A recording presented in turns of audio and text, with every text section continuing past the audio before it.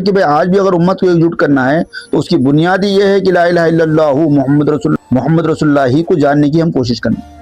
جب تک ہم لا الہ الا اللہ کو ہم جانیں گے نہیں تو ہمارے اندر کوئی انقلاب پیدا نہیں ہوتا. ارے دیکھو، غور کرو اور فکر کرو کہ صحابہ اکرام کے زمانے میں جو صحابہ اکرام تو لکھنا پڑھنا نہیں جانتے تھے، پھر ان کے اندر انقلاب پیدا ہوا. اور آج جو علماء ہے جو قلم کے سہ سوار ہے تو ان کے پاس اتنا علم ہے کہ اس کی انتہا نہیں، پھر ان کے اندر کیوں انقلاب پیدا نہیں ہوا؟ اعلیٰ حضرت احمد رضا خان کی بات کرتے، کیا بھائی وہ تو قلم کے سہ سوار تھے نا، پھر کیوں انقلاب پیدا نہیں ہوا؟ ایک بہت بڑا فرقہ پیدا ہوا. پھر علماء دیوبند جو قلم کے سہ سوار ہے، پھر ان سے کوئی انقلاب پیدا نہیں ہوا، کیوں ایک فرقہ پیدا ہوا؟ پھر تبلیغی جماعت یہ قلم کے سہ سوار ہے، پھر ان سے کوئی انقلاب پیدا نہیں ہوا بلکہ ایک فرقہ پیدا ہوا. جو اہل حدیث جو قلم کے سہ سوار ہے، ان سے کوئی انقلاب پیدا نہیں ہوا بلکہ ایک فرقہ پیدا ہوا. جماعت اسلامی جو کیسے قلم کے سہ سوار ہے، پھر ان سے کوئی انقلاب پیدا نہیں بلکہ ایک فرقہ پیدا ہوا.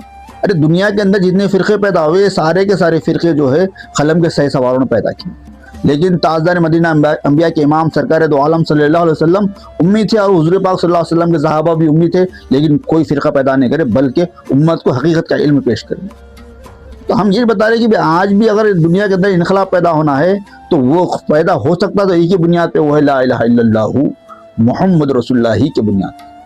اس کو جاننا ضروری ہے، جس طرح حضور پاک صلی اللہ علیہ وسلم نے اس کلمے کو جانا اور جس طرح حضور پاک صلی اللہ علیہ وسلم نے اس کلمے کو امت تک پہنچایا، اسی طرح ہماری ذمہ داری کی بس کلمے کو جاننا. لیکن امت یہ ہوگی کہ آج کلمے کو جاننا نہیں چاہ رہی، بس صرف کلمہ صرف ماننے کی چیز سمجھ رہی.